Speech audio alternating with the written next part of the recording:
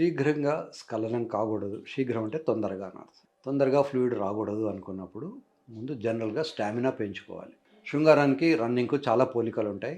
Running చేసినప్పుడు కాళ్ళు లాగుతుంటాయి. శృంగారం చేస్తే కాళ్ళు లాగుతాయి. రన్నింగ్ చేసినప్పుడు ఆయాసం వస్తూ ఉంటుంది. బ్రెత్‌లెస్‌నెస్. శృంగారంలో కూడా బ్రెత్‌లెస్‌నెస్ వస్తూ ఉంటుంది. హెవీగా కడుపు నిండా తింటే రన్నింగ్ చేయలేరు. హెవీగా కడుపు నిండా తింటే శృంగారంలో పాల్గొనలేరు. ఒకసారి శృంగారంలో పాల్గొన్న తర్వాత ఇమ్మీడియేట్‌గా మళ్ళీ చేయలేరు. దాన్ని రిఫ్రాక్టరీ పీరియడ్ అంటారు. సో, ఏ వ్యక్తి అయితే కనీసం 15, 20 నిమిషాలు నాన్ స్టాప్ రన్నింగ్ చేయగలడో, లేదా ఎనీ ఏరోబిక్ ఎక్సర్సైజ్ చేయగలడో, ఆ వ్యక్తి 5-10 నిమిషాలు శృంగారంలో పాల్గొనగలడు. ఇప్పుడు దేన్ని శీఘ్రస్ఖలనం అంటారంటే, కనీసం 2, 3 నిమిషాలు కూడా చేయలేని దాన్ని శీఘ్రస్ఖలనం అంటారు. ఎస్పెషల్లీ అది పార్ట్నర్ గనుక అసంతృప్తితో ఉంటే దాన్ని మనం శీఘ్రస్ఖలనం కింద కన్సిడర్ చేయొచ్చు. ఓసారి ఒక కపుల్ నా దగ్గరికొచ్చారు. ఆ అమ్మాయి నాతో చెప్పింది, "సార్ మా ఆయన నన్ను స్లీపింగ్ పిల్‌గా వాడుకుంటున్నాడు. నాకు రాత్రంతా నిద్ర ఉండట్లేదు." నాకు అర్థం కాలేదు. మీ ఆయనేమో స్లీపింగ్ పిల్ లాగా నిన్ను వాడుకుంటున్నాడు. ఆయనేమో నిద్రపోతున్నాడు. నువ్వేమో నిద్రపోవట్లేదు అన్నావు. అమ్మ నీకు కొంచెం డీటెయిల్‌గా చెప్పండి అన్నాను. అతను లేట్‌గా ఆఫీస్ నుంచి వస్తాడు. హడావిడిగా హెవీగా తింటాడు.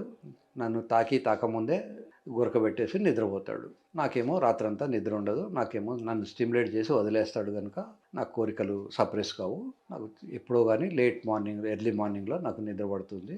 అంతవరకు నాకు చాలా ఇబ్బందిగా ఉంటుంది. ఈ విషయాలు ఓపెన్‌గా ఇద్దరు కపుల్స్‌లో వాళ్ళలో వాళ్ళు మాట్లాడుకోవాలి. ఎలా చేయాలి అనే దాని గురించి. సో, శీఘ్రస్ఖలనం కాకుండా ఉండాలనుకుంటే ఒకటేమో స్టామినా. రెండోది శుభ్రంగా వెళ్ళాలి బాత్రూంలోకి, అది బెడ్‌రూమ్‌లోకి వెళ్ళే ముందు స్నానం చేసి, ఎక్కడైనా హెయిర్ ఉంటే హెయిర్ అంతా తొలగించుకొని, వీలైతే ఆ అమ్మాయికి ఇష్టమైన సెంటు లేదా అబ్బాయికి ఇష్టమైన సెంటు వాడుకోవాలి.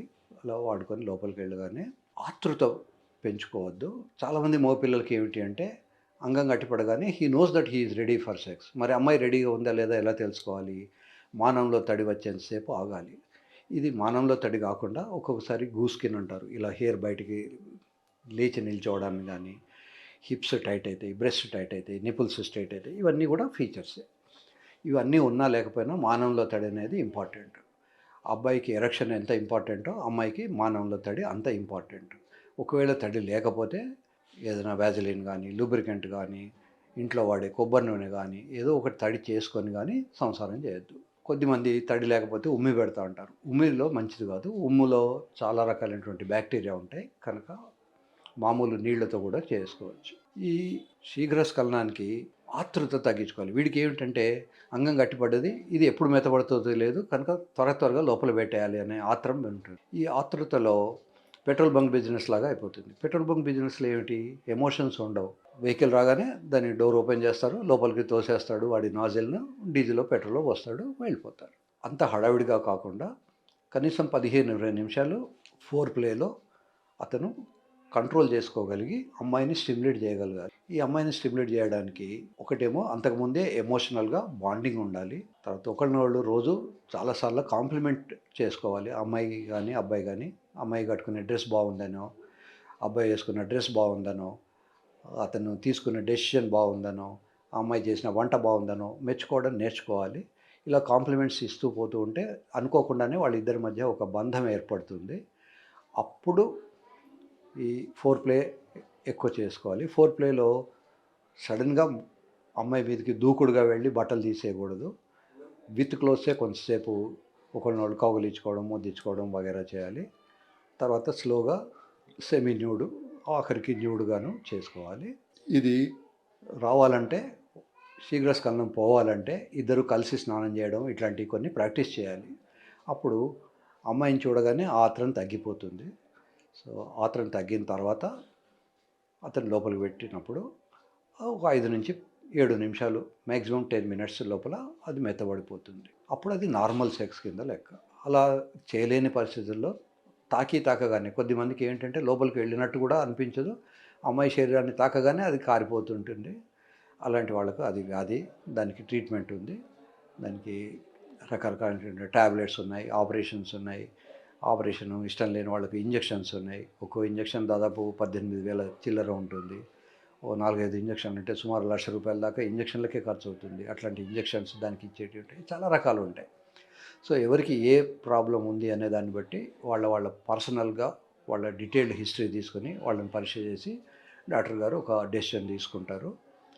మీరు మందుల కోసమని నాకు ఫోన్ చేయకండి. ఇది చాక్లెట్ లాగా కొని వేసుకునేటివి కావు. ఇవన్నీ షెడ్యూల్డ్ హెచ్ డ్రగ్స్. మీరు ఆల్రెడీ వేరే మందులు ఏమైనా వేసుకుంటే ఆ మందులు, ఈ మందులు రియాక్ట్ అయ్యి మీకు డేంజర్ కావచ్చు. లేదా మీ శరీరాన్ని దాన్ని తట్టుకోకపోవచ్చు. లేదా మీకు డోస్ తక్కువ కావచ్చు, ఎక్కువ కావచ్చు. మీ అంగం సైజ్ ఎంతుంది? మీ జనరల్ వెయిట్ ఎంతుంది? మీకు బీపీ ఉందా? షుగర్ ఉందా?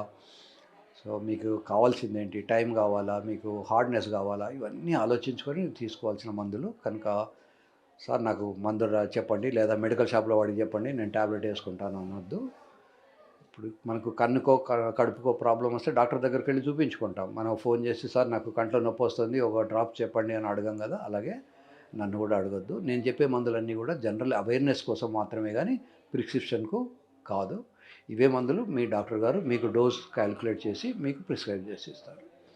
సో ఈ శీఘ్రస్ఖలనంలో ఇబ్బందులు ఇద్దరికీ ఉంటాయి. అబ్బాయికేమో ఒక అసంతృప్తి ఉంటుంది. నేను పూర్తి చేయలేకపోయానే అని. అమ్మాయికి ఏంటంటే ఇందాక నేను చెప్పాను కదా! ఒక కపులు ఆ అమ్మాయి చెప్పింది నన్ను స్లీపింగ్ పిల్ లాగా వాడుకుంటున్నాడని. సో, అమ్మాయి కూడా ఒక రకమైన హేట్రెడ్, జిగుప్స అవన్నీ వస్తాయి. ఓస్ ఇంతే కదా అనేది. కనుక దీన్ని తగ్గించుకోవడానికి సీరియస్‌గా ఆలోచించుకోవాలి. మీకు మీలో మీరు చేసుకోలేనప్పుడు డాక్టర్‌ని సంప్రదించండి. క్వాలిఫైడ్ డాక్టర్‌ని సంప్రదించండి. మందులు రాయించుకోండి, మందులు వాడుకోండి. చాలా మంచి మందులున్నాయి. డపాక్సిటిన్ అనే ఒక కొత్త మందొచ్చింది. ఈ మందు మీరు సంవత్సరానికి వెళ్ళే ముందు ఒక గంట ముందు యేసుకుంటే అది మీకు బాగా పనిచేస్తుంది. ఈ డపాక్సిటిన్ గానీ, ఇవి గానీ ఏ రోజు అవసరం ఉంటే ఆ రోజు వేసుకునేటివే ఉన్నాయి గానీ, రోజు వేసుకునేటివి లేవు. ఒకవేళ రోజు వేసుకోదలుచుకుంటే పారాక్సిటిన్ అని అట్లాంటి కొన్ని వేరే టాబ్లెట్స్ ఉంటాయి. సో, అల్టిమేట్‌గా మీరు శీఘ్రస్ఖలనాన్ని తగ్గించుకోవచ్చు. మందులతో తగ్గించుకోవచ్చు. మందుల కన్నా ముందు లైఫ్ స్టైల్‌తో తగ్గించుకోవాలి. లైఫ్ స్టైల్‌తో కాకపోతే టాబ్లెట్స్, టాబ్లెట్స్‌తో కాకపోతే ఇంజెక్షన్స్, ఇంజెక్షన్స్ కాకపోతే ఆపరేషన్స్. మొత్తానికి శీఘ్రస్ఖలనం నుంచి బయటపడే అవకాశాలు చాలా చాలా ఉన్నాయి.